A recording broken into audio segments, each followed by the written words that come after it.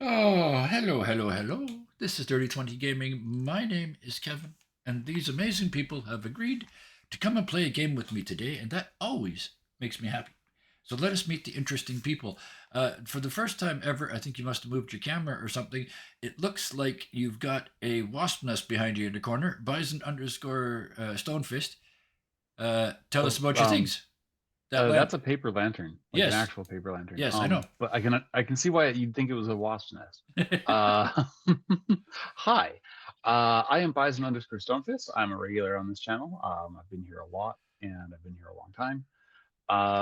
I'm currently here 3.5 nights a week. Today, I am playing Bothades, our humbled servant of Hephaestus, who is hiding behind more and more iron and bronze every time he gets his ass kicked.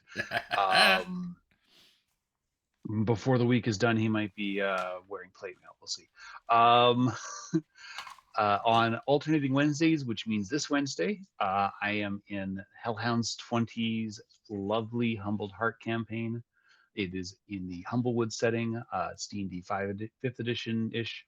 It's lots of fun. I play Jasper Robson. He is a newly minted paladin oath of the ancients, and he's a great guy. You know, not like the best at making good first impressions, but that's kind of a running gag in this party, so we'll go with it. Uh, on Thursdays, I am in Deviant Paradox, which is run by Sans, who is an absolute genius GM. Like this, we play a variation of City of Mists, but it's really about the people and the mistakes we make.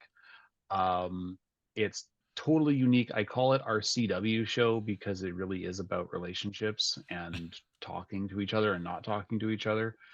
Um, and it's really all about the drama. Lots of fun. I'm glad to be part of it. I play Garrett. He's an emo kid, and he's got a big bad boogeyman living in his head. On Sundays, in Shadow of the Voctrum, I play Gav the Grid. He's our big, lovable brawler dude. World of swashbuckling and sorcery, Gav is a man who would prefer to suplex you than swing a sword at you. And it's worked out so far. You know, we're dealing with gods and dragons and plagues and all this stuff, and just Gav's in the middle punching people and having a good time.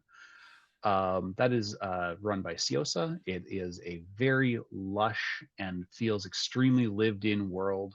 Um, has some of the most interesting NPCs I've ever played with. And it's an absolute grand old time. And that's me. Excellent. Next, you've been mentioned already. Mentioned in dispatches about your every second Wednesday game. Hellhounds, tell us about all your things. I'm not doing the gag today. I just got here not long ago. Context, people, I literally just woke up right when the Zoom link went out. I got out of bed running. So I haven't had coffee. I haven't had breakfast. I'm here. Hi. I'm very tired. Uh Hi, I'm Hellhounds20. I am a VTuber, obviously. I do art. I play games. I listen to metal, promote an 18 plus safe space. Um On Mondays, I am playing the most chaotic little rag doll known to man, Halvas, who I guess she's my only time of ever breaking games or trying to. On Tuesdays, I produce for Rise of the Temple, for Shadow. On Wednesdays, so every other Wednesday this week, I run Humblewood for everybody. And I fucking love that setting. I am tired. It's okay. And I need to make myself some coffee in the background. Excellent. I'm going to quickly jump on that because this Humblewood campaign is so much fun. We're playing cute little woodland creatures who go around kicking the absolute steaming shit out of pretty much everybody we find except for the nice people. And we protect them with our pathetic little 12 hit point lives, and it's awesome. So, Yeah, yeah. it's a game of extremes, and I love every second of it. Uh, so, you got links and stuff for because you do I lots of posted stuff when them. you're not here. You did that already. Okay, look at me go. Yeah. All right, so let's go on to Spock from far away. Hello, hello, everybody. I am Spock. I am joining here from Europe, so all the way on the other side of the Atlantic. That is also the reason I am not in any more games because curse you, time zones. Uh, I do stream sometimes. If I do go live, it's Wednesdays and Saturdays. If I don't, expect that. I don't stream usually, but if I am live and you do join, I'd be very happy. Excellent. Thank you very much. And your links are in there. Excellent. Now we got two for the price of one over here. And all the trouble in one screen, dare I say. Let's start with playing Xenon for us today. Let's start with Ruth because you have other games you're in. So tell us about those. So many, and I don't have my notes. I don't have my intro on this laptop, so I No really am problem. back to winging it. Hi, I'm Ruth. You found me. I am here 5.5 nights a week. I am here today as Xenon Al-Qaeda's Cleric of Nyx and Man of Looks. Tuesdays as Ish, one half of our twin monks. Wednesdays, alternate Wednesdays as Trek, just a big ball of anxiety. But also good at therapy. Good at providing therapy for her friends. On Thursdays, I am here as Nora Avalon, one girl, 69 demons in her head. And she's fighting for her life. Nice. Thank you. I was waiting. And she's currently semi-possessed by one of Semi-possessed. Okay. All right. I like that. them. She still has control, but fighting for it. Yep. Um, And then Forgot where I was. On Fridays, yep. I am in our everyday divinity game as Juliet Fairchild. Not unflappable, but we have yet to see what flaps her other than a talking corpse. Yes. And I am also here on Sundays as Runa Ingvild's daughter in Shadow of the Vocterm. She's super cool, super badass. I love her a lot. Cool. That's Next, me. other half. Yes. Playing Phoebe for us today, Rose. I'm gonna ask you this again because you're not in any other stuff, so you have to answer this question every single week. Tell us something about Phoebe that we don't know. Eventually, you're gonna know everything. Why Well, is eventually, Spock doing this? Yeah, why isn't Spock doing this? because he's got stuff to post. He's got a Twitch That's fair. stream and everything. I'm Rose. I'm here on Mondays. On Mondays, and every other day I'm usually at work. Yes. Phoebe grew up in a temple, we know. Mhm. She grew up knowing who her parents were, but not being allowed to talk to them. Oh, We'll go with that. that's a Yeah. happy thought. All right, let's go from there. I guess that takes it to me. Twice on Mondays, this group and another group, same plot, different group, different results. Every second Wednesday, I get to be a 3 foot tall, annoying pigeon who's a bard, which is my natural state of being. So thank you, Hellhounds, for putting up with that nonsense. And then on Fridays, the fine and wondrous Bat Kyle runs Everyday Divinity for us. And the last session, I walked into the enemy HQ at level 1, roughly speaking. So we're going to see how that works out. I have a plan, so we're all good. So, short version, we are here. I almost forgot. Normally, the only day that we don't stream is Saturdays, but I can't even say that for the next 2 Saturdays because this upcoming Saturday, if you're watching this live, we are bringing a brand new player into the game, the mighty and wondrous Kazi. Who spends all of his time playing Hellish Court and stabbing the shit out of people in video games. is going to come and play for the very first time in his life Dungeons and Dragons with me and just me because I'm a dirty bastard. And we're going to do a one-on-one one-shot where we introduce him to the ways of the game and the ways of me in the chair. So that's going to be a lot of fun. And then a week after that, I'm looking forward to this big time.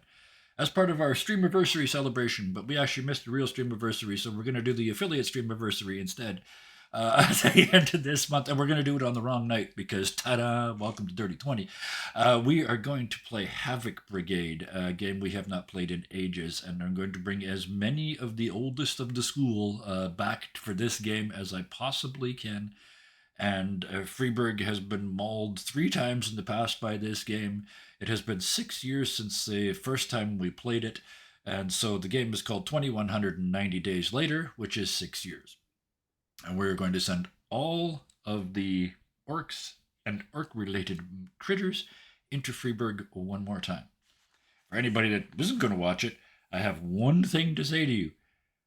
5 Iticuses. Sarah is playing the 5 goblins character, which is one character made up of 5 goblins, and all 5 goblins are going to be Iticus. So 5 Iticuses, folks. Tune in just for that. Thank you, Shadow Gamer. There's nice to see nothing you. I can do to follow that up. Oh, it's gonna be fun. It's going to be ridiculous fun. The callbacks will be many and varied. But we should probably play the game we're here for today because it's already been like 17 minutes and people are showing up. And hello, Shadow Gamer. This is Dungeons and Dragons set in ancient Greece. Let us start with a minor recap because it didn't take much. For the last session and a bit, the group of you have smashed their way. You tried to sneak, didn't work. So you smashed your way into a mansion in which you thought you had cornered greed.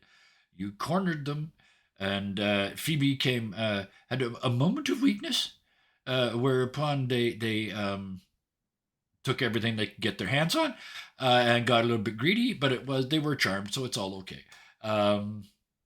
And you guys got all set up. You beat the minions. You lined up to fight Greed, only to find out that wasn't Greed. Greed stepped in behind you, and thanks to some brilliant spell casting, which prevented Greed from moving, you took out a major boss in 2 rounds. That's what happens when you tie a monk to the floor. You killed him so fast you didn't even get to see him be a monk. It was amazing. But so be it. That is part of the GM thing. So at the end of that, you guys decided to spend the night in the mansion because you're all beat to shit. Mostly from the fight outside, but regardless, you're out of spell slots. You're out of hit points. You're out of heals. You're out of everything. And you stumbled off into various parts of this mansion and did various things. Bophides upgraded his armor and has taken on a much more sort of paladin-y role in his head after getting told off by Hephaestus. But then also talked to by Hope. Xenon and Phoebe, Phoebe had a visit from Hope as well, and they ended up getting shit-faced in a closet and trying on other people's clothes while deciding that all the rings weren't necessary, and sort of, getting back to their roots. We're just getting to hang out with Hope. Well, hang on. Everybody got to hang out with Hope, because even Orthos. He's on Xenon too. No, Xenon you were there, but you weren't there, so you didn't get a scene. But Orthos got a visit as well, and basically all 3 you got a pretty solid tire pumping from our girl. She wasn't having any of the downness. She wasn't having any of your thoughts of weakness. She wasn't having any of that foolishness at all. She was just, it was the nicest tongue lashing in the world. And meanwhile, this is where we're going to actually start because they've already switched to black and white for us. Helvas, you went and got some stuff and talked to some people and did a thing, and then you came back and you curled up underneath Bophides' armor to take a nap, and you woke up where? So, from last session, Halvas made the long walk all the way to Bofidis' temple while he Yep. was napping, and then Yep. made the long walk back with a note that he needed to go back. Yeah.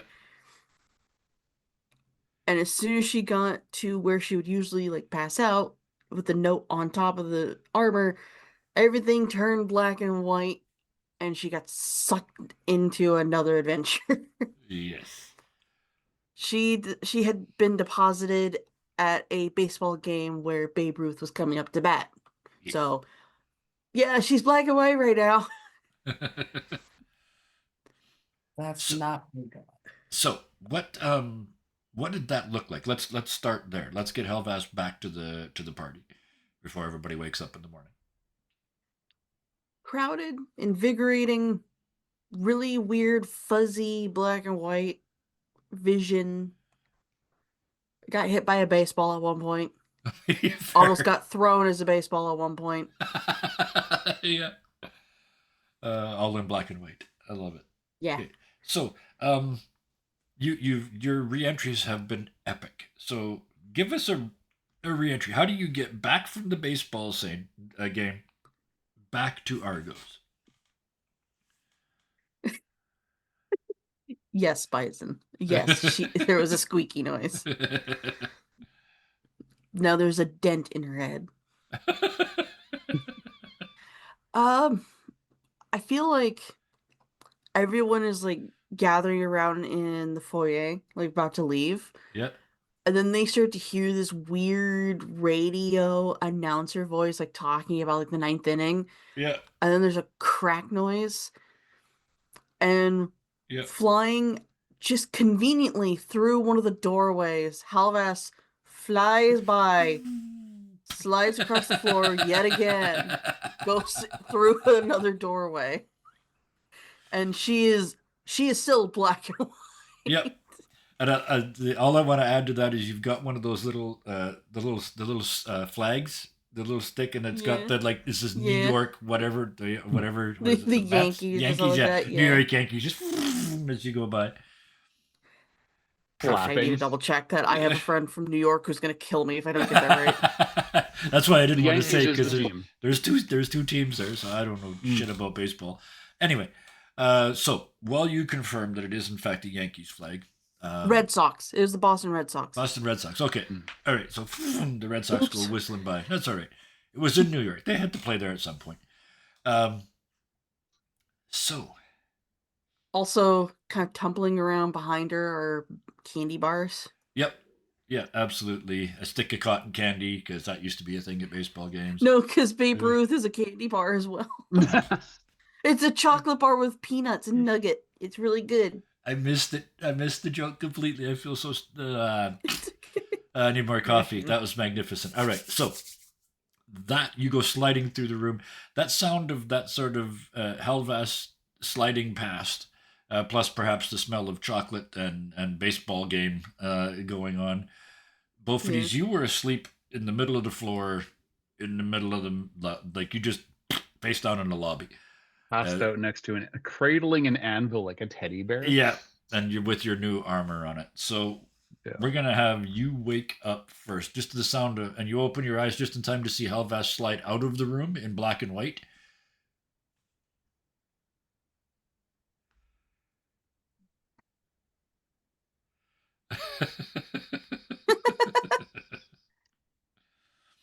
I should be surprised, but I am not. And as Not you doing that again. don't forge right before sleeping, you have to stretch Yeah, right. afterwards. All the But crunching noises. oh yeah, just a cracking, and you start putting on the new armor and getting ready to greet the day. Upstairs, Phoebe, you wake up in the closet with the nice but simple outfit that you picked out with Hope last night. There's somehow 3 empty bottles of wine. You only remember her having one, but the Pithos is an amazing thing. So there's 3 empty bottles. It's Greece, so there's a couple broken plates. You guys, you partied it up. Maybe you don't quite remember the end of it because you got pretty faced, right? So you wake up in the morning, she's gone. You can see there's a spill in a circle. So somebody spilled and it was like around the bottom of the pithos. And then you can see a mark where she did the thing where she rolls the pithos and went away. And it drives through that and out into the actual bedroom. And yes, everybody can have a long rest. But what is your first thought in the morning when you wake up? I mean, the hangover is ferocious. This is Greek wine, right? This, yeah, you could walk on this shit. It's thick. It's high content. So yeah. You know what would cure this hangover is pummeling some ancient evil. Ugh. And you step out of the closet. The sun comes in through the window and hits you in the face. You do the shriveling, vampire on a day pass nonsense. And that's where we're going to leave you for a second. Orthos, you wake up on the front steps. You're that close to getting home. That close. You have many memories of partying and dancing and singing and being very unorthos to be being unorthodox. uh, um, yeah, you have memories of being very unlike yourself. Hope told you to lighten the hell up and then maybe magically sort of give you a little goose to get you going. But yeah, you wake up on the steps. You didn't quite make it back inside. What is your first thoughts? Was Dionysus at that party? I did not think it was possible for mortals to party like that. Clang yourself to your feet and walk in. You see Beaufordis just sitting on the floor with his armor half on, sort of staring at the wall. Upstairs, you hear Phoebe is like opening doors and swearing at the sun. Um, from out of the back room, Helvas walks back into the room, and you're for a second, it's like they're in black and white, but then when the sun hits them, they're back in color.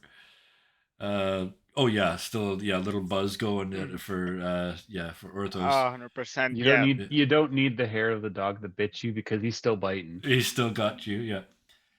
And that brings us to Xenon. Yesterday's kind of a blur. It's almost like you weren't there. It was weird. Um, there was a thing you got Phoebe back. There was a fight. You didn't really have anything to do with it. By the time you got there and were ready to heal everybody, they were all talking about having a nap and staying the night. So we got to back you up a little bit. They go wandering off in different directions. Both of these passes out after an hour of forging in the middle of the mansion. He passes out. Helvast does the disappearing thing. Everything else upstairs, you hear Phoebe and Hope partying, and you can you can as you look out the window, you see Helvast leading a huge conga line down the street at some point during the night. Um, Orthos. Orthos, that's what I meant. Yeah, sorry. Mm-hmm. Orthos leading a big conga line, and then as you, what do you do? They're all heading off into partying and that sort of thing. What is your plan?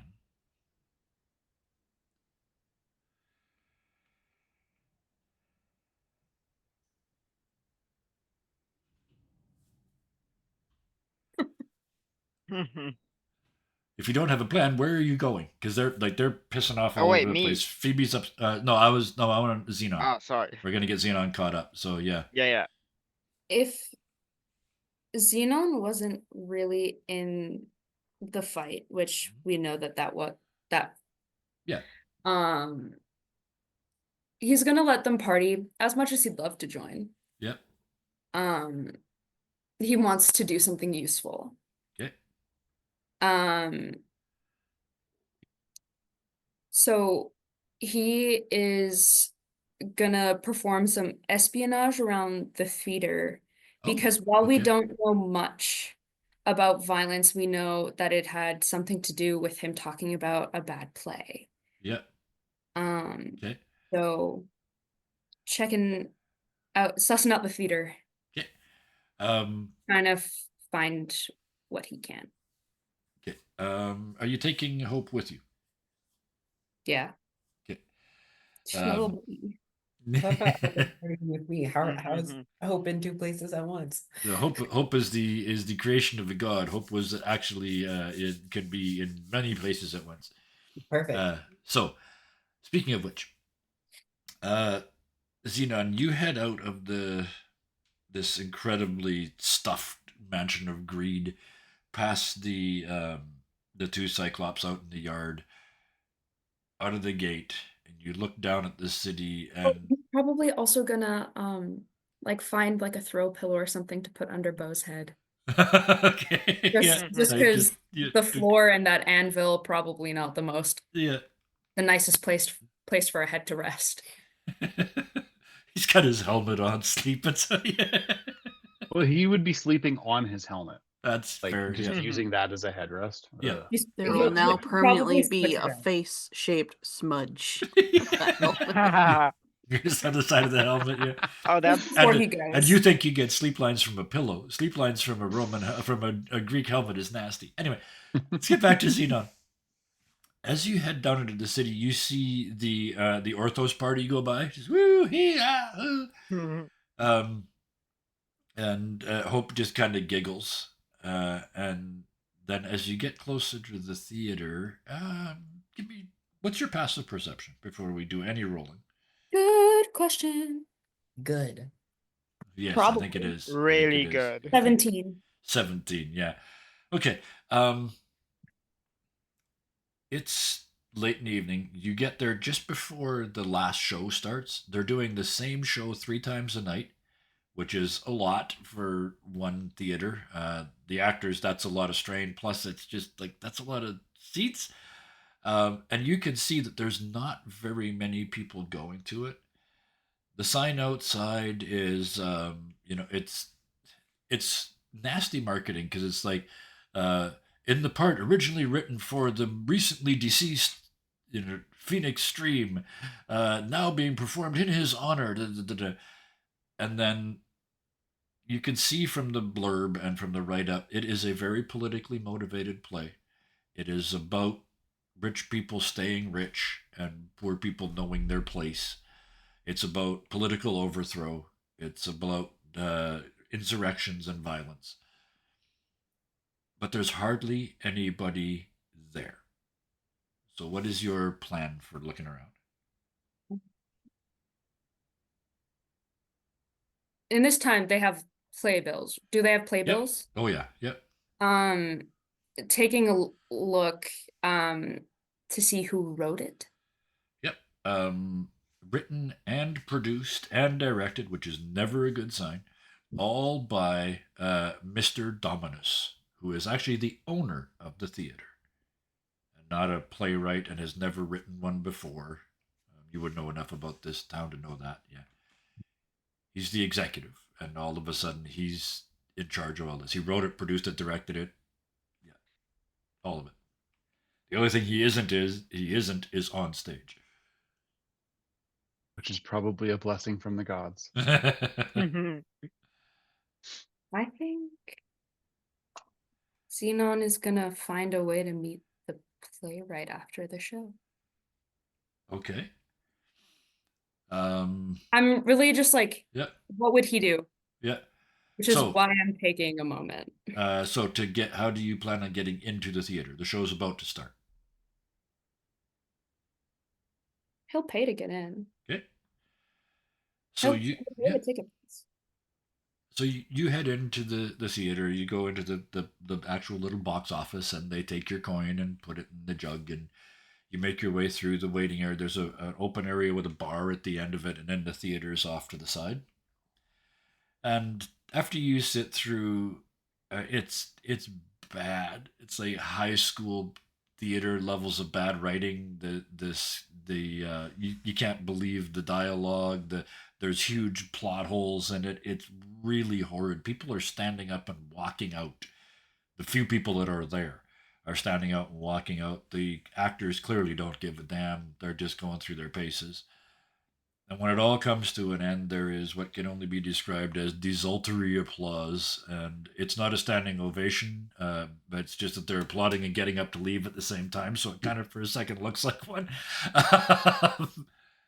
and they all start to leave. The actors all head backstage.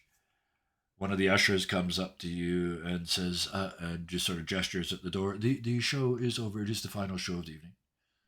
I would love to speak with the playwright about this piece. Oh, I'm afraid that's not done. Could we make an exception?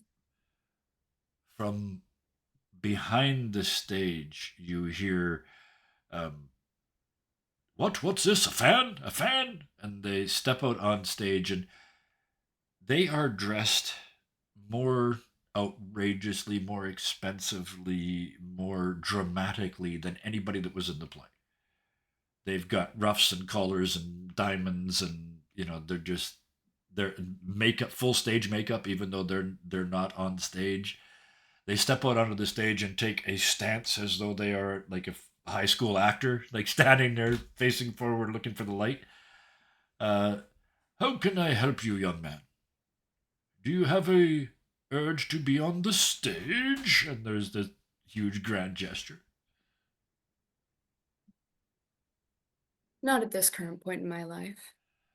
I just wanted to know what your inspiration was for writing this piece. I have traveled much over the years and been to many places, and I have never seen a place better before a good revolution than after one. Ah.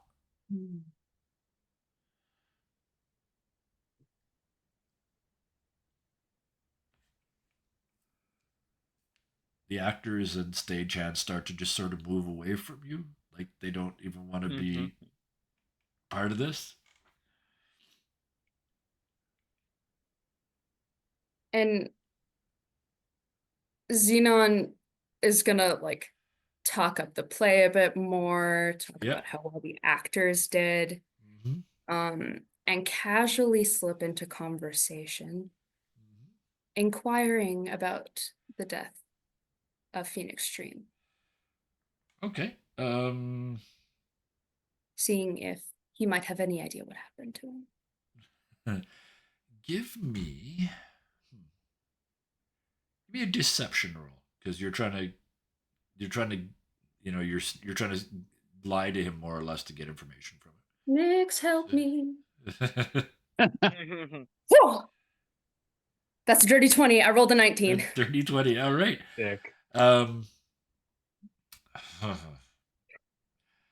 He gestures for you to join him on the stage, Well, and he does that annoying thing where he puts his arm around your shoulders without asking. mhm. Well, now, as we're talking about that, and he sort of pulls you around to bring you close into this sort of private conversation, even though you're standing in the middle of the stage. I never did like that little shit. Very politically active, you know. Mm. Always spreading the wealth this and spreading the wealth that. I worked damn hard to get rich. I'm keeping it, thank you.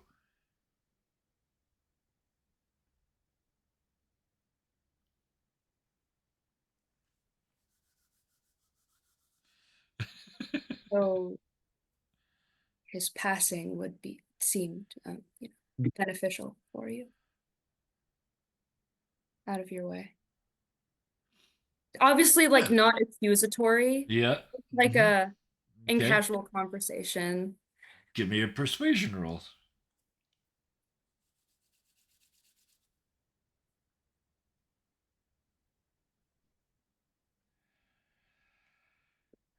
Him taking Xenon up to this stage, I'm like, wow, this guy just wants everybody to hear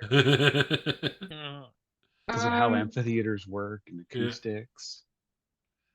What happened? That's not a happy face. I rolled a 3. You rolled a 3. Is that Well, I rolled a 2. Oh, but you got +1, so it's Yeah. really a 3. Okay. He's mostly trying to suss it out, like, Yeah. and get a vibe off of him. And after he's gonna ask Hope. Yeah. You as you ask that and you do your very best innocent blink, he sees through it.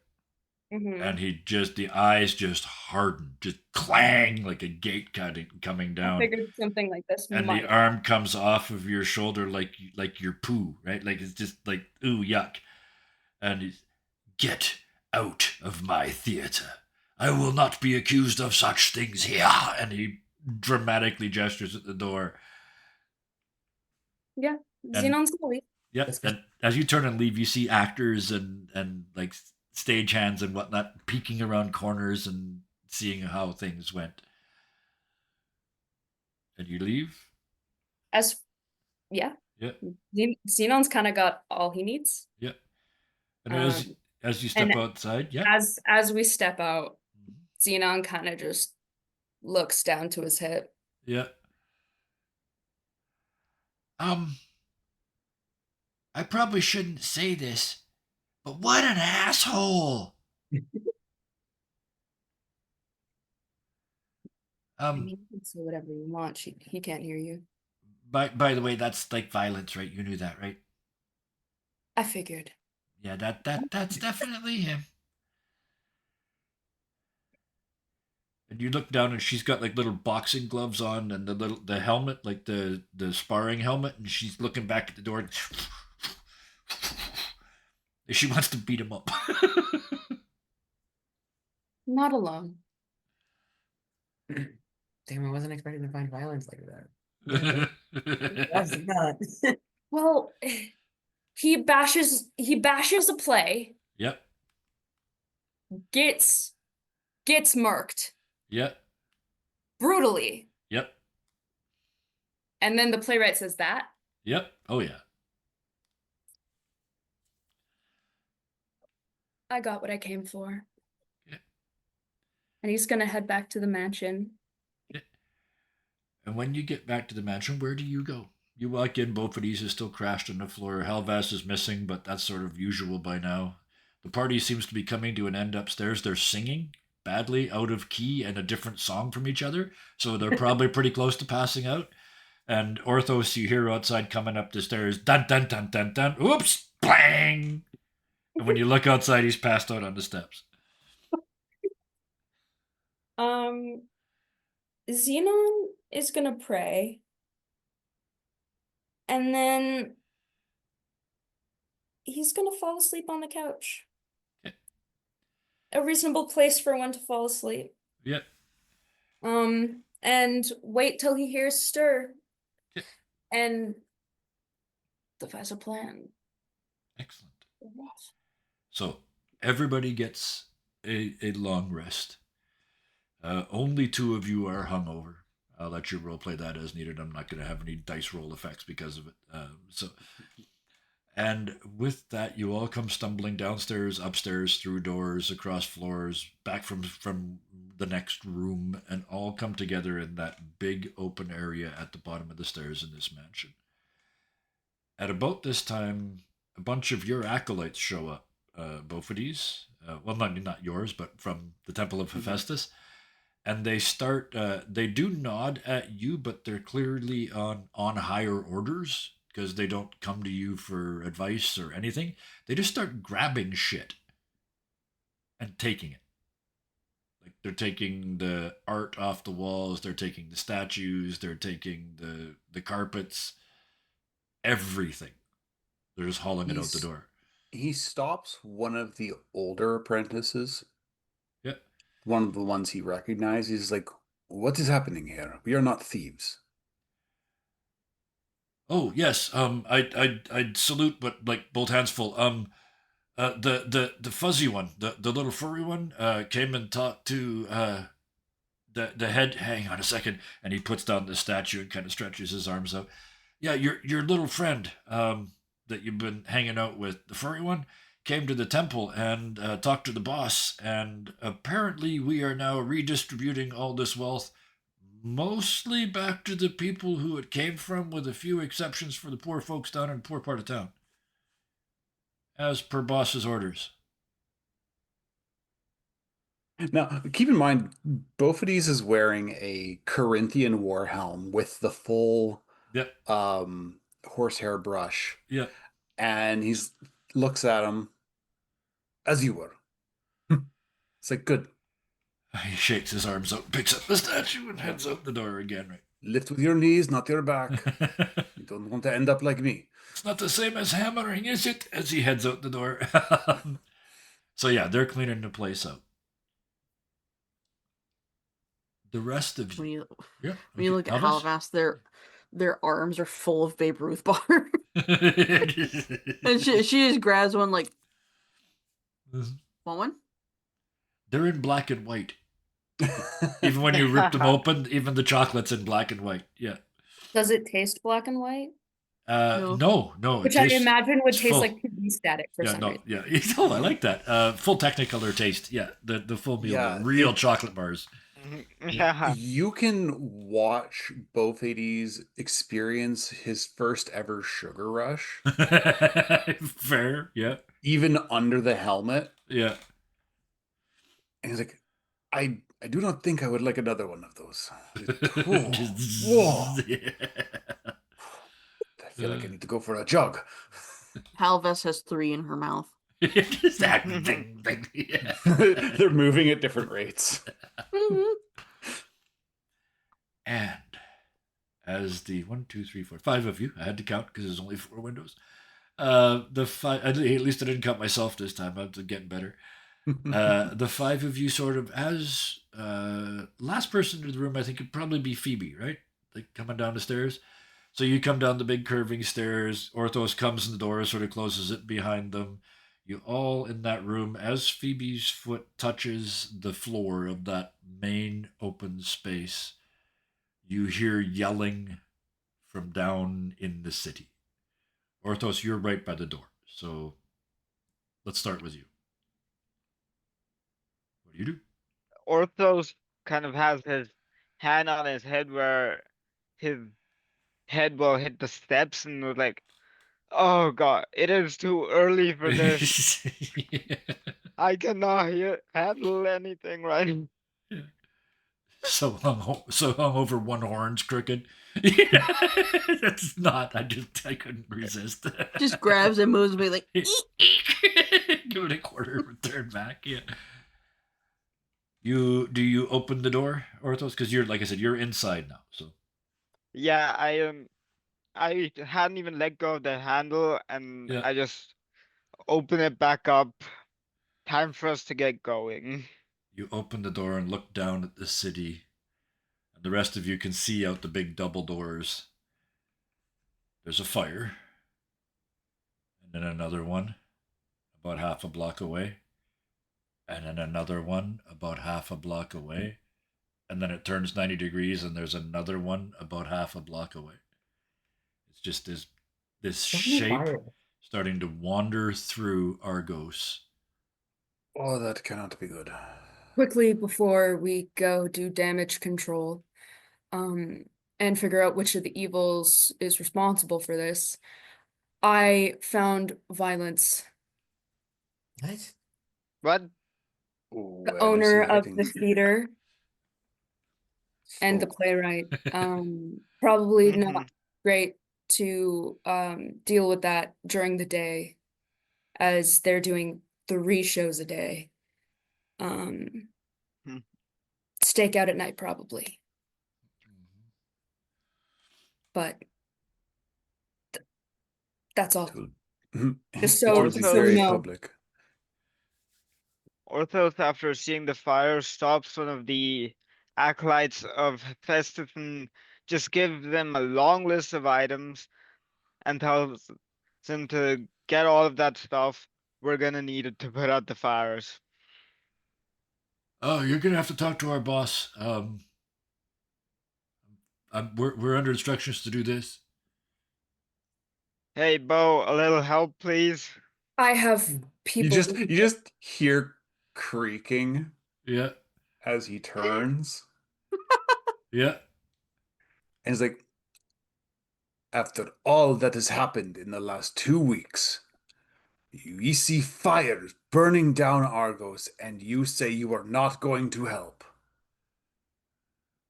2 things.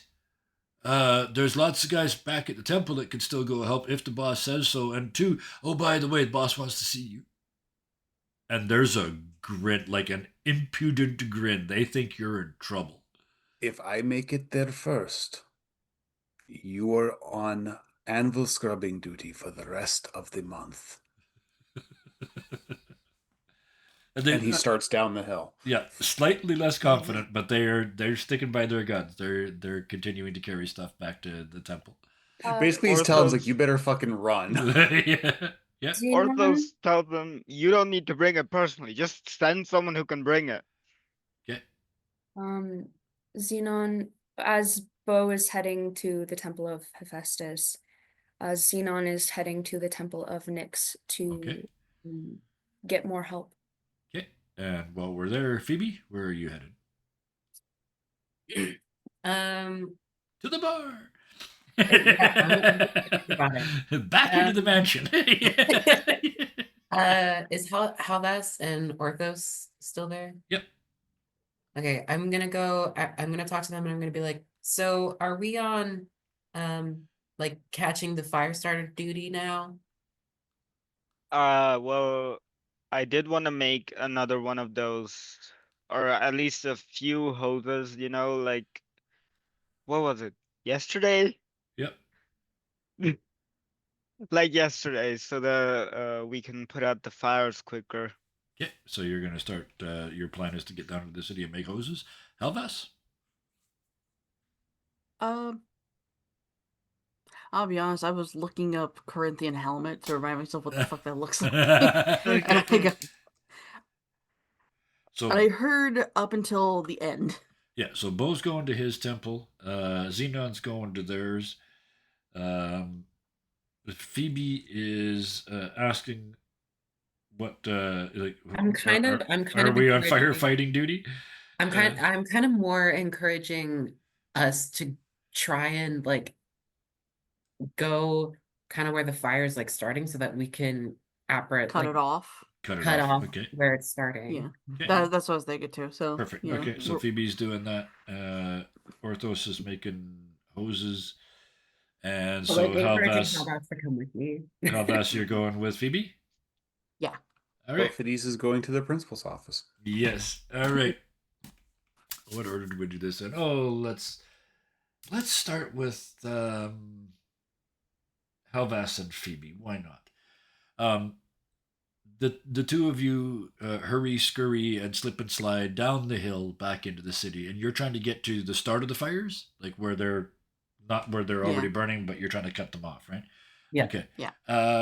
Both of you give me just a straight intelligence check to sort it, because it's I mean it's random-ish, like it's changing directions all the time. Somebody's just walking along lighting fires, right? I don't know if I can do this, but Yeah. I was kind of hoping to use my oracleness to kind of Oh. my oracle thing to kind of get like Yep. a Okay. vision.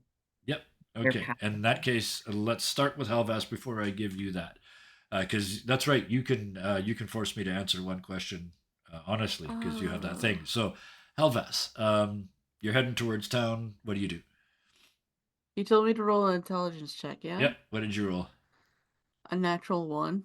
A natural one. Okay. Your brain's still in 1924. You kind of you become convinced that these fires are not so much of natural origin, but almost like a volcanic eruption. Like you're convinced nobody's lighting these. So maybe you slow down a little bit. Maybe fall just a couple steps behind Xenon or behind Phoebe. Because you are on a fault line. That's fair. Yeah. Yeah. Yeah.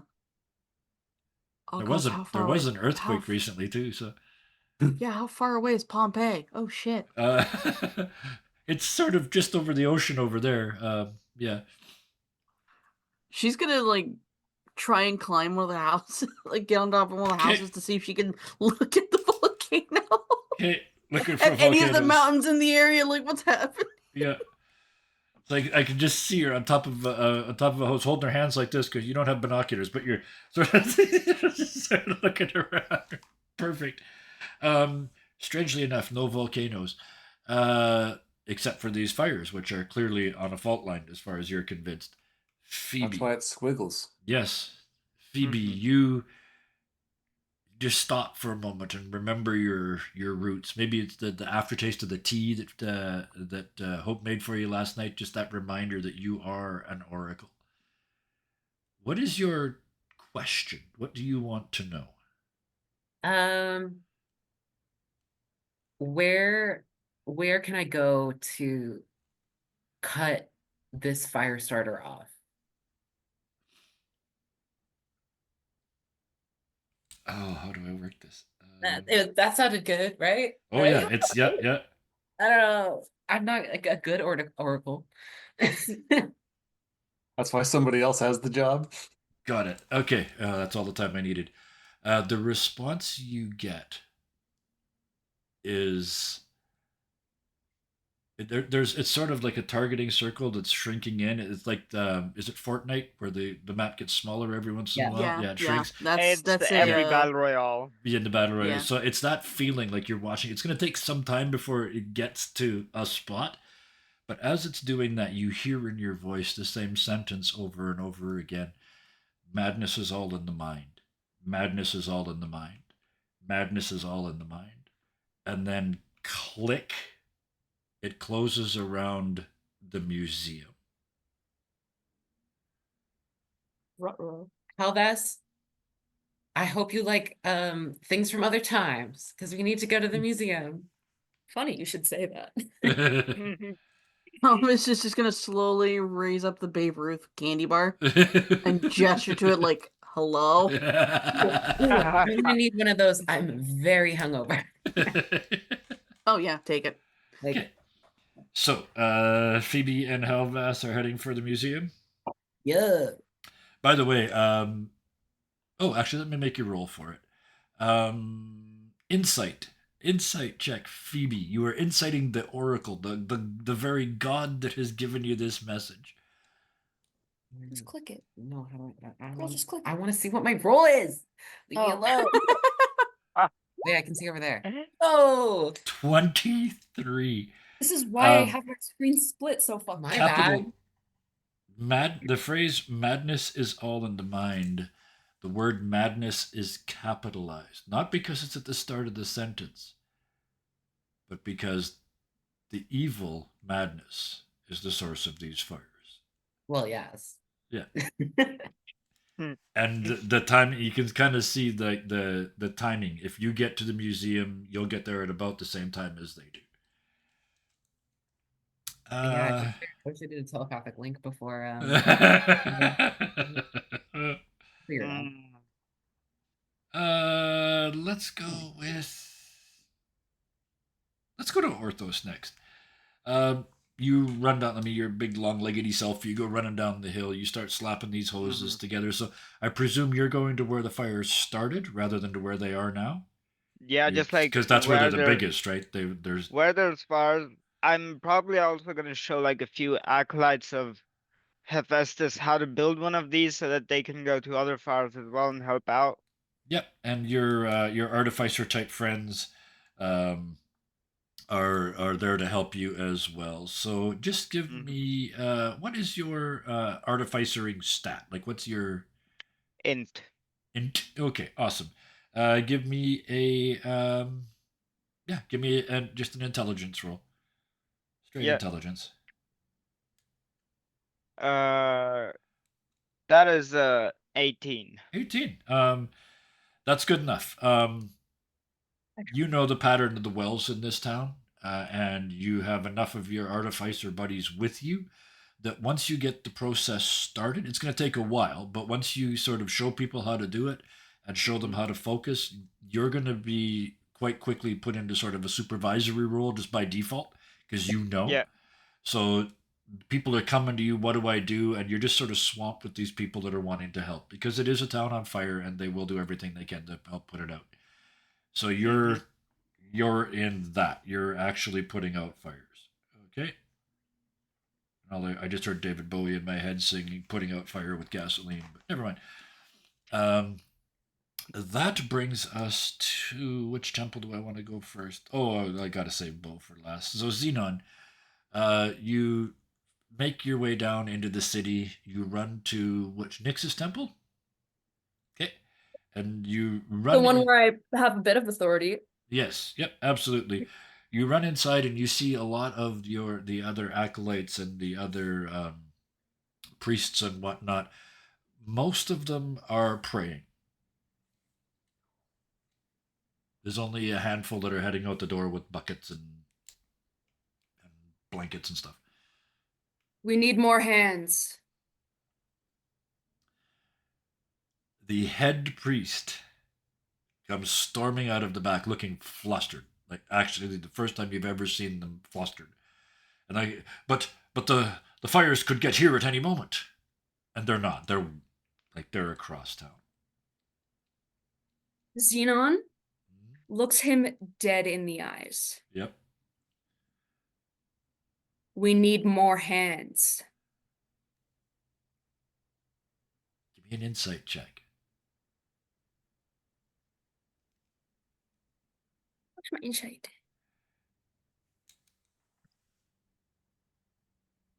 Cool.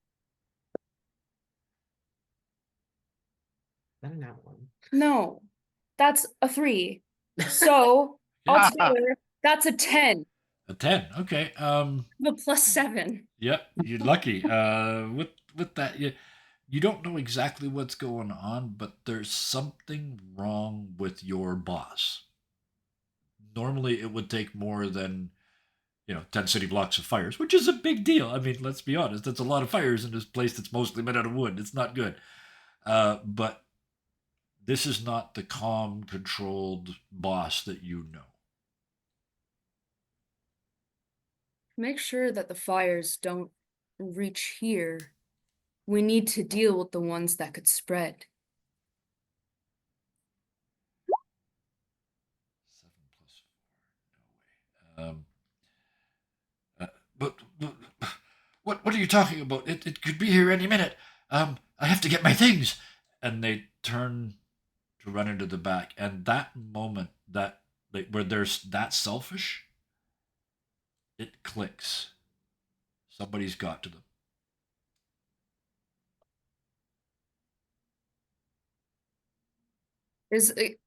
Narratively, could there be someone with a bucket of water running by me? Yes.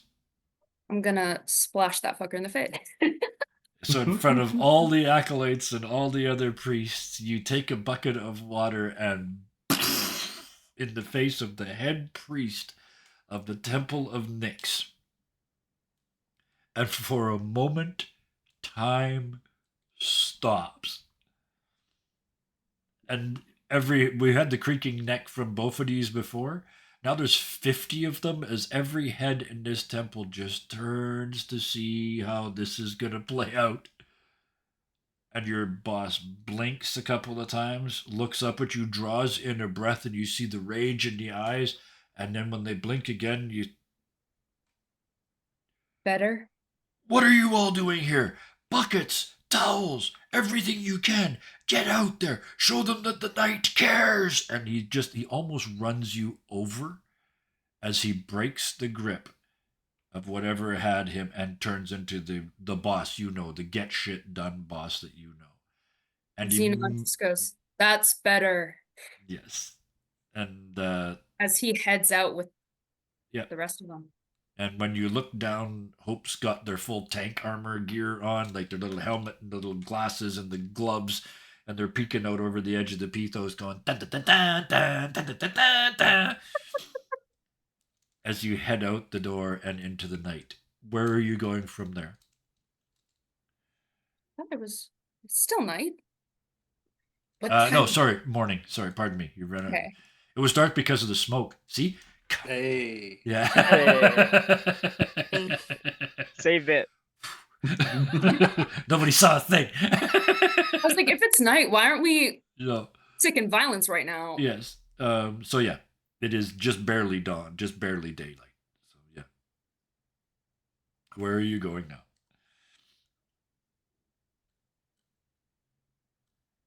Psychic link tells you to go to this. I mean, you can't tell where it's going, but you could tell the fire is going, sort of that way, roughly speaking, at least, if you're trying to head in that direction. Xenon kind of looks to the head priest and goes, "We need to divide and conquer." Yes, precisely. And you can see them not like they're back. They're handing out buckets. They got the sand pit open, all the good stuff, right? They are going to go and start putting out fires. Xenon's relieved that the guy's back, Yeah, but is also kind of like, okay, yeah. you're just gonna And blaze past me. as you step out the door, you see Orthos and company setting up fire hoses and everything else at these relatively close end of the fire. And yeah, And Xenon's gonna go towards. He's gonna follow the fire trail okay, That's all right. fire. and like go towards the more recently started. Yes, yeah, gotcha. Both of these. You're going back to the temple? Yep. Yeah. As you get there, cadres of acolytes are coming out, like just row upon row of them, like an army, carrying buckets and blankets and wet towels and all the things, right? They're wrapping stuff around their mouths. They're full rescue mode is going on. The forges inside, you can hear them ringing and banging. They're making more buckets or whatever they can to be helpful. As you get closer, they're coming down towards you. It's like the Red Sea. It just sort of parts and they go around you. No one will make eye contact with you as they go to. If you yell at them, they don't answer.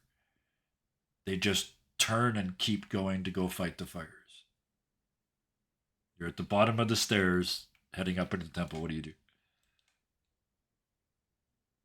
Bophades is moving with purpose.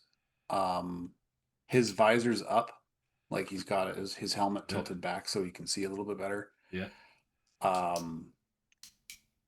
So because there wouldn't be a visor.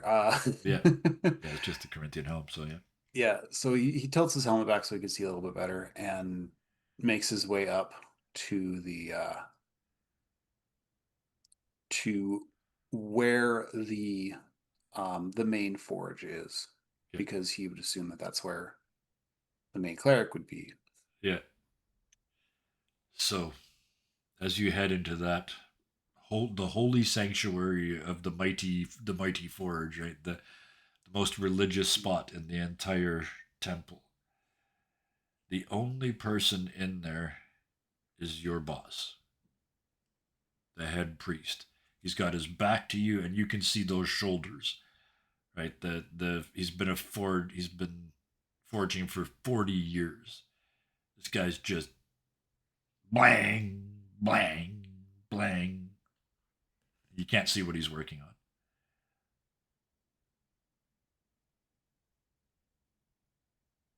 Bophades is standing at the respectable distance base of the dais, and he waits because eventually he's going to have to temper the iron to cool it.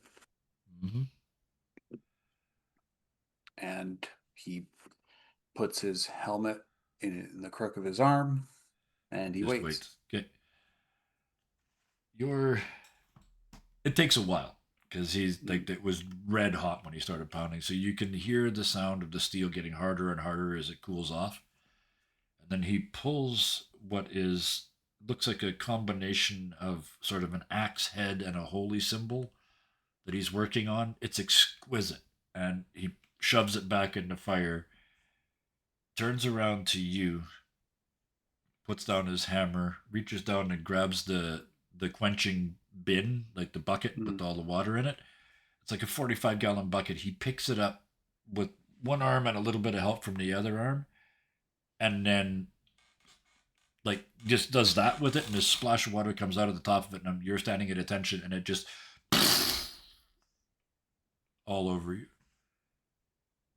Half a step to support himself, and just takes it.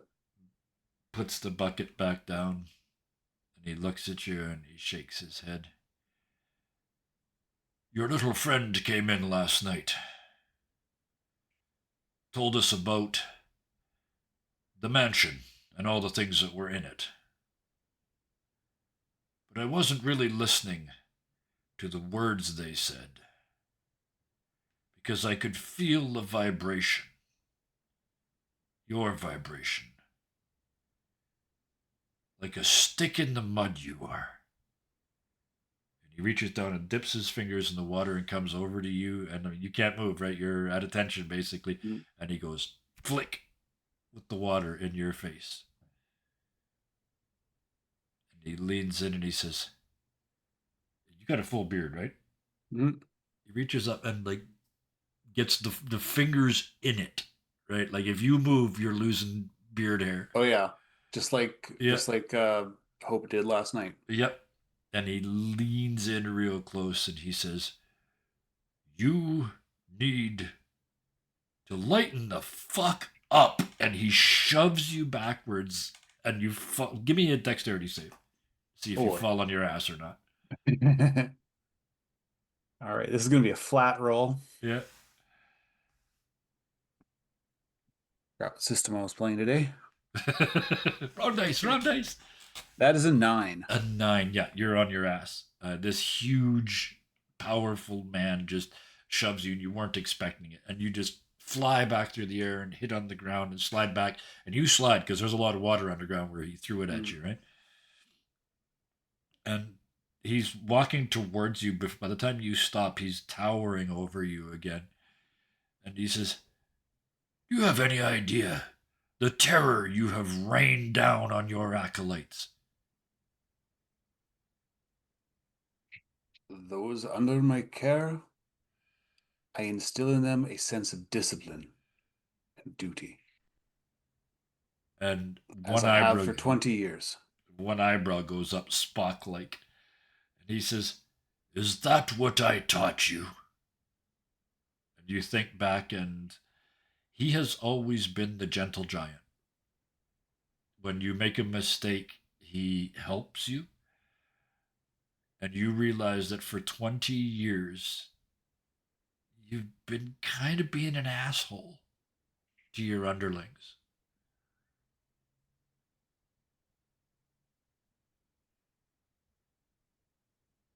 I do not overwork them.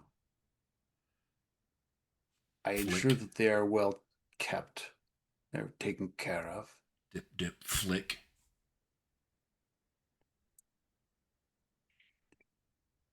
Perhaps I push them a little too hard. Dip, dip, flick.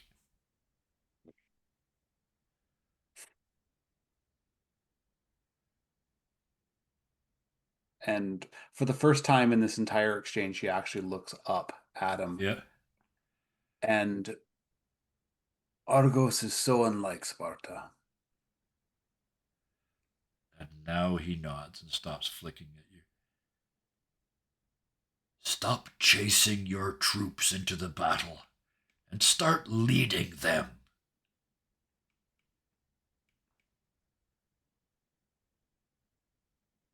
And he reaches out his hand to help you up. He puts his helmet down, grabs the man's wrist, and he pulls you up with ease. Like you're a big boy, but he doesn't even grunt. He just stands you up. He looks down at the helmet and he says, you're going to need that. As much as I do not wish to say it, we are about to head into war. And he grins. Or at least I am, with my friends. He grins and he says, that's the Boffides I know. Luckily, I am prepared. And he reaches down behind the forge and pulls out 2 buckets. They're big buckets, but they're just buckets. And he hands you one, and he keeps one for himself, and he says, I bet I can put out twice as many fires as you. And he slams you in the chest with his hand and runs out the door. Slings his shield onto his shoulder. It is on, old man. Takes off. So now we've got, at one end of the fire, we've got Boffides, Orthos, and Xenon. No, you buggered off. You saw that. So Boffides, Orthos, and a bunch of priests are working. They've started at where the fire started, and they're sort of working up the street, trying to control them at least and keep them from spreading and knock them down. At the other end of the fire, also wanted to get away from like the head priest because he did see his life flash before his eyes for Oh, yeah. A mere moment. Yeah. So as Xenon, as you're running across the city, you see the followers of Nyx. They're not as sort of organized as the followers of some of the other temples. They sort of dart out of shadows, throw water on something, and then dart back into the shadows, right? Because you guys are, you're all about shadows and night, so they're kind of ninjaing the fires from here in there. And as you run along this trail of fires, because that's the easiest way to get to the end of it, you come around the last corner and you can see ahead of you the beautiful museum and all of its yards. And in the front, there's a group of people with torches lighting the shrubberies and the trees in front of the museum on fire.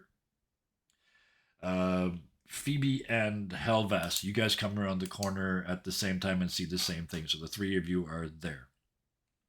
What do you do? Xenon looks to the other two. It's like, we need to douse them and then deal with the fire. Kind of just like Yeah. I'm muted. Sorry. Yeah. taking the moment, Mhm. trying to take control of the situation. Yeah. Okay. Helvas, what was your response? I was agreeing.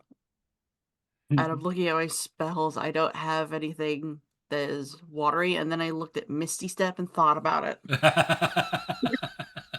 I don't know about dousing them, but I can like Misty step 30 feet in the air and go. Make water. like yeah. I mean, I'm Not always to be all meta, about but you've done it before. I'm all about them frogs. So I could Yeah. I could use my feature where I can Misty Step a certain number of times before it starts taking spell slots Yeah. over their heads in a circle Yeah. and rain little wet frogs on them. Yep. Yep. Absolutely. I'm good with that. So yeah, you start fighting that fire. Xenon and Phoebe, what are you doing? Oh, You I see- was talking you about s- the people with the torches. Oh, you're gonna bomb them? Okay, yeah, that makes sense. Yeah.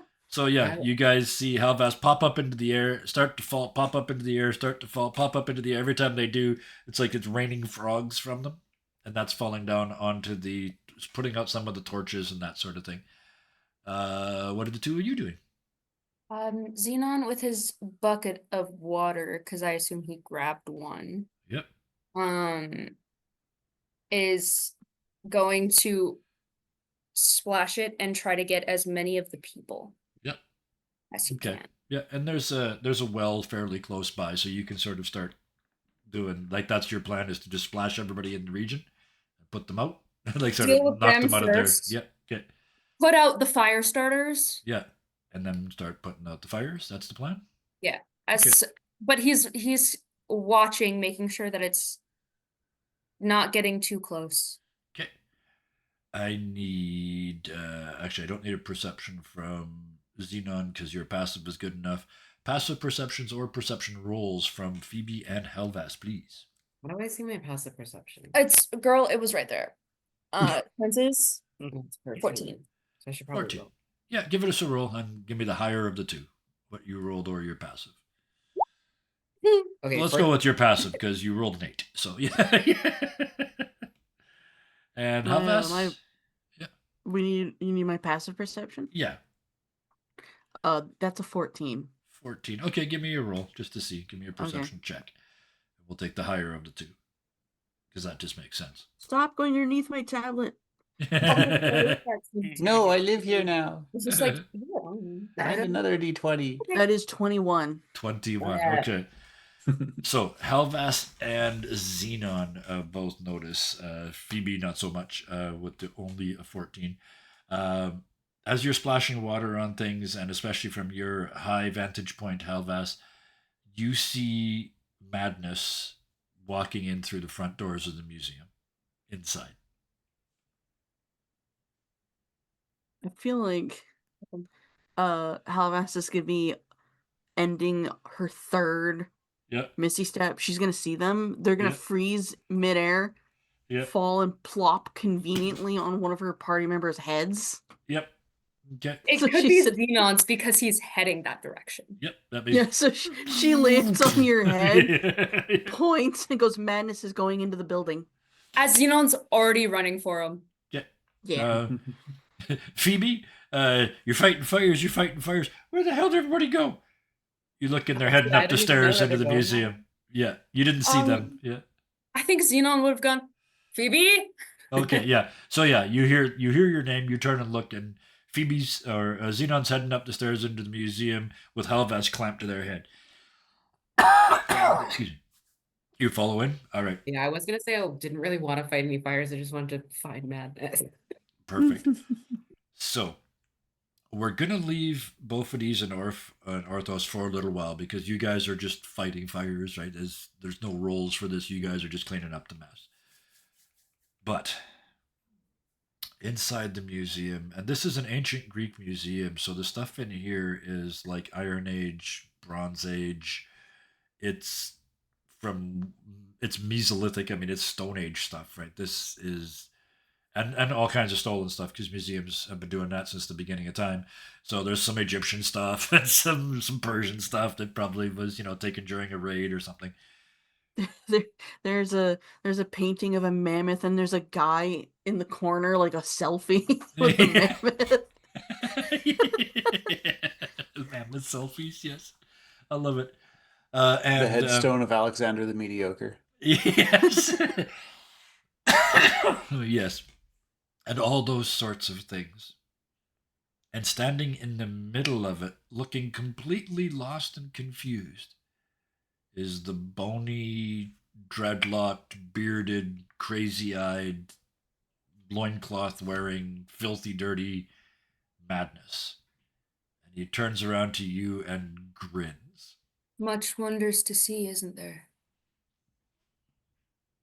The statement is false. The statement is false. They're not a robot. He grins and says to the three of you, because Halvas, you're in there too, says, "But it only makes sense to destroy it all and start all over. That way we can make it perfect. And I need wisdom saves from everybody, please." No, I'm Guidance. so No, that terrible. doesn't work for save. I'm so Yeah. terrible. What if I pulled bless out of my ass, even though I don't have it prepared? You just pull it out of your ass. I fart blessings upon you. Yo! Phoebe nailed it. Yeah, no more mind control for Phoebe. That's it. I'm not gonna join in on that blessing joke. You don't want me to. Not twice in one day. Okay. 26. 26. Okay, Halvas. That is, hold on. Yeah, it's 23. 23. Yay! You guys have had enough of this nonsense, right? It's clearly madness trying to get to you. You've been told, and at this point, Hope says again, "It'd sure be easy if we could just punch him in the face, but you guys are going to have to talk him in here." And when you look down, she's wearing her little jailer's outfit, the little hat, and she's got the little billy club like a cop, and she's like her prison guard outfit, and she's sitting on the edge of the Pithos waiting for you guys to do your thing. What do you do? Would I use calm emotions? Would that do anything? Why are you asking me? Alphas pulls out a remote control and lowers the volume on Madness. What if I did calm emotions? What if we So saw Halvis like hears him talk, and like we see a tendril come out from one of her seams, curl, and then pull back in.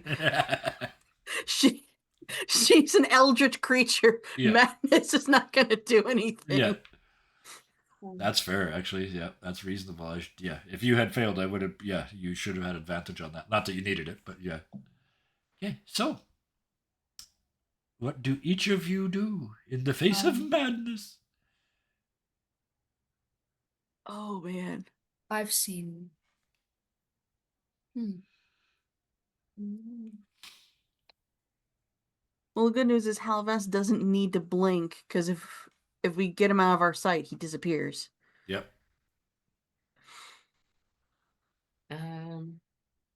how do you know we haven't already started? He's like a reverse weeping angel, and that. Yeah. What was the question? How do you know we haven't already started over? And I do know a place where I believe you would have a lot of fun starting over. And he's gonna place the Pithos. Okay. Phoebe, on in reaction to your comment, there's actually a moment of, oh, but I'm sure we have probably several times. And then Xenon, you say your thing, and he looks over and she says, oh, no, thank you. And just goes back like it was a request. And because, yeah, he made the save against one, or he did well against one of you, but not against the other. So, yeah, you're not, you have not talked him into going into the Pithos quite yet. No. Halves? Yeah. Certainly it's gonna be harder than that. Yes.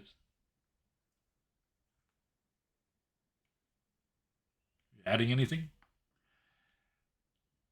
I'm thinking. Okay.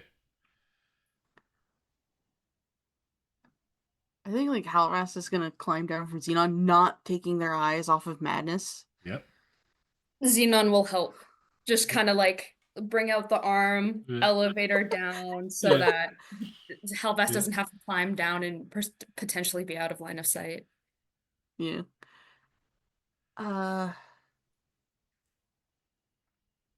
Trying to think, how the fuck do you combat madness?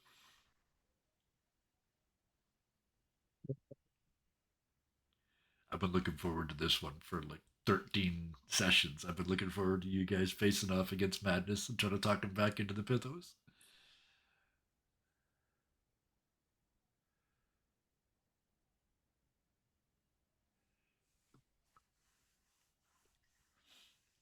But I'll give you guys a second to think then, because I'll cut back to Bophides and Orthos. You guys are. Would be BRB. Oh, okay. In that case, Orthos, you're putting out fires. You're doing all that stuff at your end, and you. Yeah, why not? Let's make this fun. You hear behind you yelling and screaming from a part of the city that is not on fire.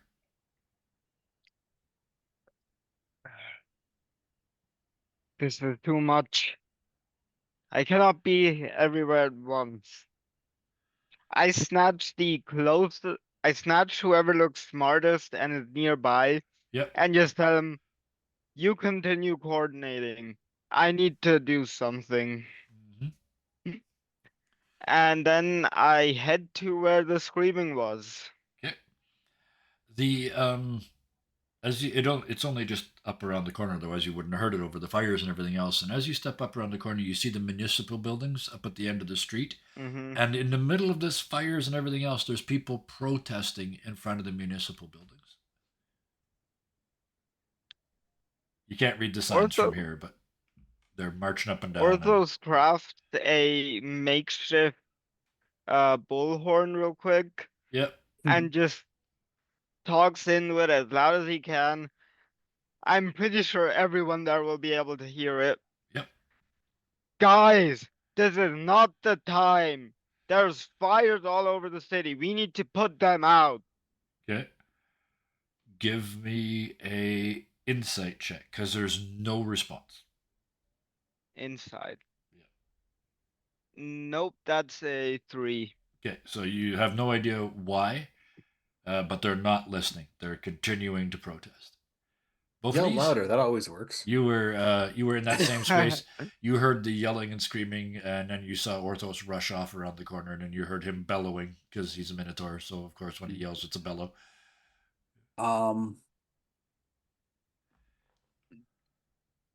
Both of these kind of like he's still a little soggy, so he kind of skid stops. Yep. And when he does, he uses the momentum to yeet his bucket of water at something. Okay. Yeah. And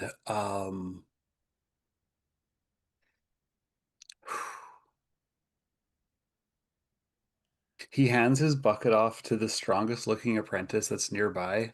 Yep. And looks at him and he says, if you manage to beat the head cleric, I will do your chores for the rest of the month. And I'm serious when I say that. He grins at you, turns and yells. His twin brother comes up And he says, between the two of us, you don't stand the chance. You're doing both our chores for a month. And they start throwing water on the fire and going, like, they're just, and you can see your boss down there. He's strong, but he's old, right? He's starting to slow down. And these two are just, they're one on each side of him. They're mocking him. And you see now his leadership process, right? Because they're these two young punks, these acolytes, and they're mocking him openly about how, oh, I could beat you by myself, and the other one's like, and I could beat you by myself, because it's twin jokes and the whole thing. And he looks up and grins at the two of them, and he says, "Well, how about if I use both hands?" And he grabs two buckets and stuff and just plays the game, right? Everybody, they are laughing and fighting fires now. What do you do? And yeah, you can already tell you're doing two acolytes chores for a week. You could tell. Yeah. At least a week. Yeah. He did. Yeah. Oh, I better do my stretches in the morning. And then he heads up to where Orthos is. Okay. You come around the corner. You see Orthos bellowing. You see no effect. Give me an insight check. I'm actually good at this. Yay, because You I'm should know not. better than to say those phrases anymore. That is a 25. Okay, never mind. I am good at this. You are good at this, and you don't need Hope here to tell you that those people are affected by an evil too. It's not madness because there's a plan. The only one that's left that's current is violence. Which makes sense. They're in front of the civic offices trying to start a riot in the middle of a fire. What does he do? I'll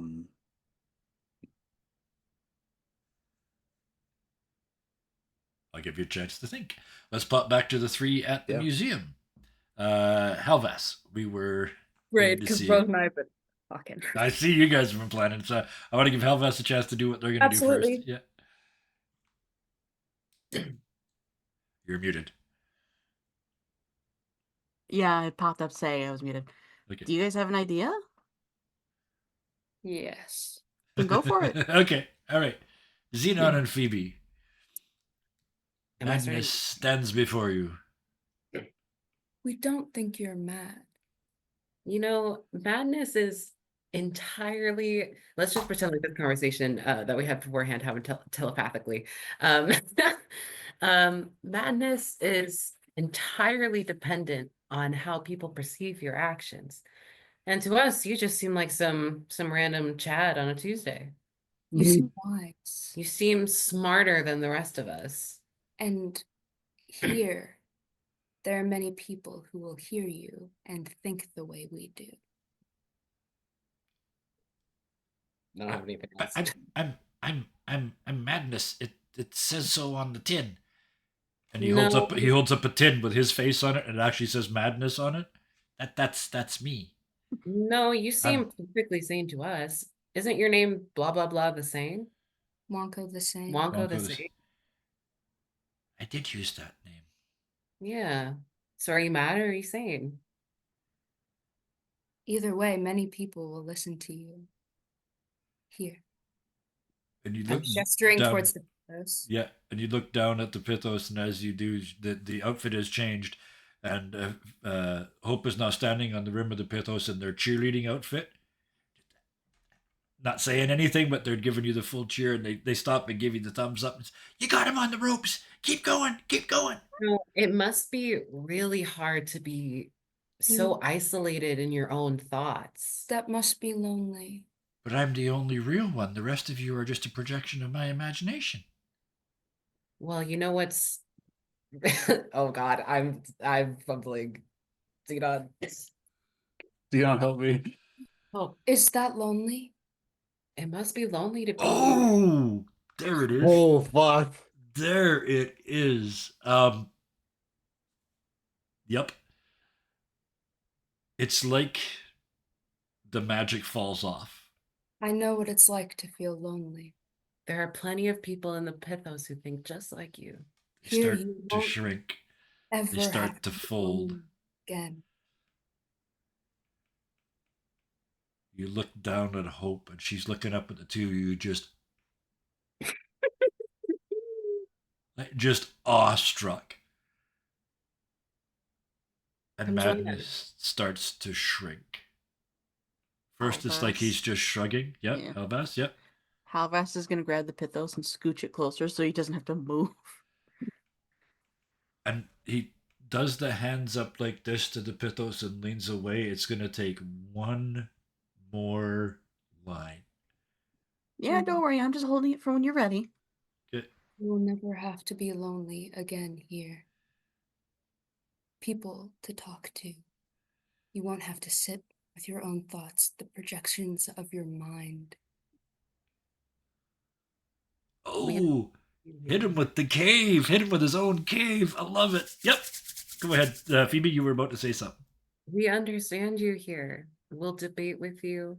We'll think with you and against you. You can't But- understand me. I'm madness. You can't understand me. I'm madness. You can't understand me. They turn into this tornado, almost like a very confused Tasmanian devil. They're just spinning and shrieking. You can see it. The madness turns inwards. Instead of projecting madness, they start to feel it. They start to feel all the anxiety and the depression and the anger and the rage and all the things that they've caused and all the emotions pouring in on them. And they're only about this big now, and they look up at the three of you. Yep, Havas? No. Oh, okay. I thought you made it. I I thought wasn't you made a saying noise. anything. Okay, I thought you made a noise. And they look at the three of you and say, in a moment of absolute clarity, "What have I done?" And they're gone.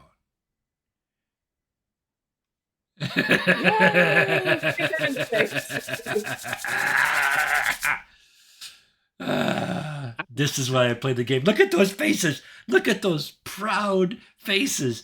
They did it. They did it. Yeah. See Yeah. what happens when you get together. Yes, when you're a team.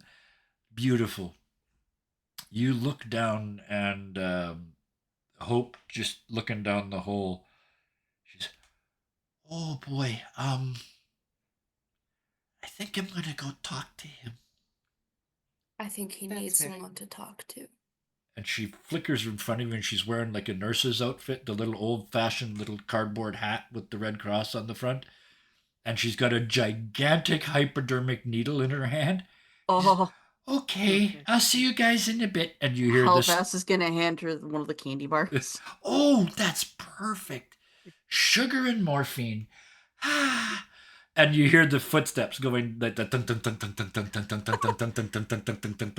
eternal and never-ending staircase inside the Pithos.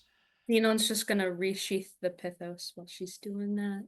And then the last thing you hear before the Pithos sort of shuts itself off is "Rockabye baby in the treetops. Here's you go." And you hear this, "Ow!" And if you looked in, you would see her injecting the morphine into Madness as she sings him a lullaby. Gosh, I'm not excited for when Hope learns how to do a lobotomy. Oh, She's got And- a blender from the kitchen. Woohoo! Let's do this. And none of us use spell slots. Nope. Not a single spell Nope. slot. Nope. This is the same Yeah. thing as Sorrow. It's one each week that's all about talking. So, with that, with them in the Pithos, you look back out the windows, and yes, Madness is gone. But there's still fires. The three of you don't know anything about the what's going on at City Hall. So the three of you look outside. The fires they've stopped lighting them. The people are standing there with the torches, the ones that you hadn't put out. You know, there's a couple yet that you hadn't quite got when you chased Madness in. They're looking at the torches and looking at what they've done and snapping out of the control. And he's like, some of them are dropping the torches and walking away like, "Hey, was me." Help us put out the fires. Yeah. And the three of you, sorry, Halvas included. Xenon's gonna pick Helvis back up. Yeah. So you guys start from one end of the fires, and both of these and Orthos's assistants, in both cases, are coming in from the other end. So you guys can see the fires coming under control. Orthos and Bophides. Bophides, you know what's up. Violence has got control of this group. Orthos, all you know is that they're a group and they won't listen. So what are you doing? I want to start with Bophides because like you're just coming on the scene. You see Orthos give instructions and they don't listen. You look over and it's like you can practically smell the cinnamon, right? Mm-hmm. Yeah. Um,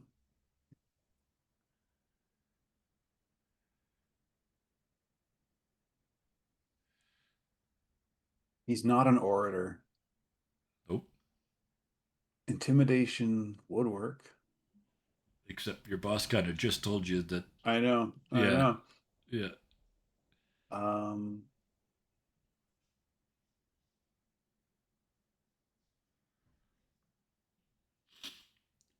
At a You know, but distance, these this guys probably aren't I his am- acolytes. I No. am going to cast silence on a lot of them.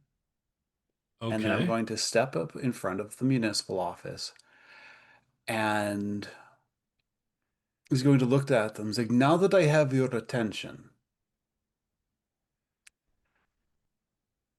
is this the Argos I have come to love? A place where fires are being lit and people fight in the streets? Is this the Argos I have come to serve? People fight over scraps and single drachmas, all because the other person had more.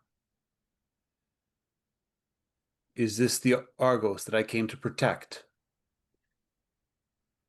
And he bangs his chest, his lamellar armor.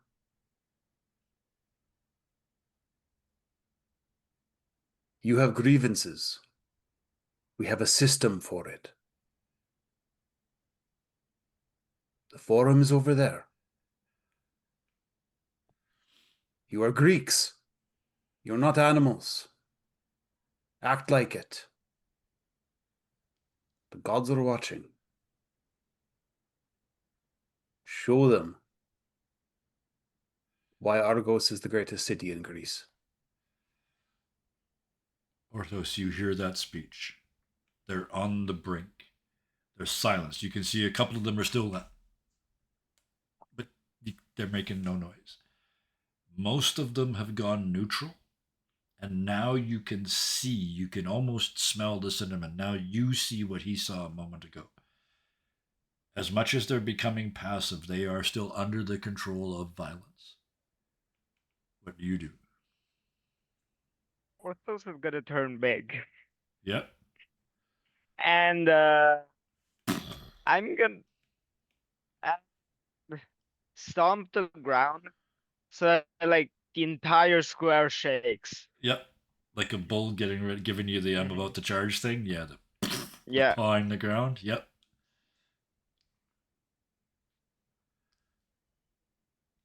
Do they react in like the last ones? Do they react or no? Um, they some of them turn towards you. Mostly the angry ones, the ones that are being convinced by Bophides, sort of look and then look back at Bophides because he's you can see there's something going on. Bophides can't see this, but when you look, he's glowing. Not like the godly glow you saw before, but like there's a forge literally inside him. It's almost like radiant heat coming off of him, and as it presses into the crowd in front of him, it's starting to burn away the effects of violence. But there are still the ones that were raging, the ones that weren't listening. Those are the ones that turn to face you. There's 5 or 6 of them. I'm going to give you two choices. Listen to the man or deal with me. One of them steps forward, and they're still in the field of silence, so you can't hear them, but they do the like they're challenging you to a fight. I I'm going to give you one last warning. And he pulls back, and he is about to punch you in the belly because that's as high as he can reach. He is about to throw hands. What do you do? At least he's not aiming lower. I guess I'm gonna have to make an example out of you. Yep. Orthos' giant hammer materializes out of his gauntlets as per usual and just smacks down on him. Okay. Non-lethal, So I hope. with the hammer, or with the? Did you say the hammer disappears and you just punch him? No, the hammer materializes. Materializes and then. Okay. Is your intent to just knock him down, or are you trying to kill him? Yeah, knock him down. I Okay. don't want to kill him. Okay. You hit him, and it's like all those YouTube videos. Like he just goes stiff and falls. Like there's no attempt to catch himself. He is not in control. He hits the ground, and it's almost like a splash. It's almost like water comes off of him, and his forehead hits the ground, and he bounces up, and he looks at you, and he is concussed, like seriously concussed, but he's back. And the others turn to look, and then you see them slowly turn around, almost like they're being pulled by the power of the forge to turn around to hear the last of Beaufet's words as he stands at the top of the stairs, staring them down. I understand that a Ah, lot of you are angry, and I understand why. But if you need to work out your aggression, there are plenty of fires down there that need your help to be put out. This is your city too. Orthos? Orthos just listens They're as well. they're right there. They're He's right on the brink. They're right on he's the brink in of the turning back. and helping. He's in the back there, making sure they all listen, Mm-hmm. and he has shown them what he'll do if they don't. Yep. So, Start handing them buckets. I need one more sentence out of both of these. I need one more convincing sentence. One more convincing sentence. Or action. The action is he hasn't had his helmet on this entire time. Yeah. So so you can see his face and his shield's on his back, and he walks through the crowd Yep. and goes to Orthos. Is like, "Do you have a spare bucket, my friend?" I can make a spare bucket. How many do you need? "How many hands can I have to save our city?" Orthos, when he came down the stairs and walked towards you, every time his foot hit the ground, it sparked like somebody hammering steel on a forge. Again, both of these did not see this, but as he walks down the stairs through the people, you can see the magic of Hephaestus coming off of him in waves. And every time it touches one of these people, it burns away the falsity. It burns away their fake rage. It burns away their sense of entitlement. And by the time he gets to you and starts asking about buckets, they are broken. They want nothing more than to help. They're reaching for the buckets as fast as you can find them or make them.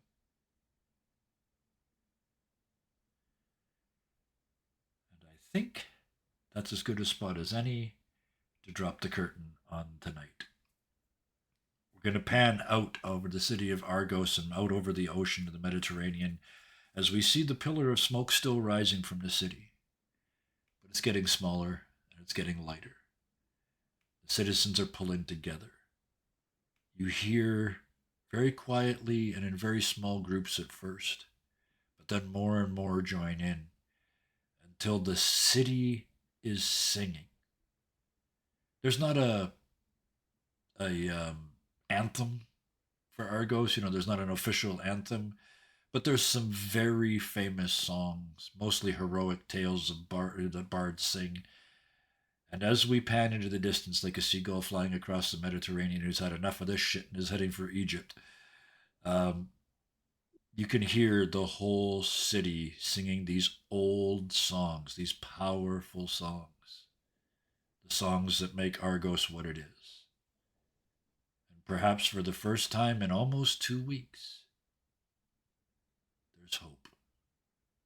And not just a little one in the jar, but big hope, real hope, people Hope is hoping dreaming, thinking it's going to get better.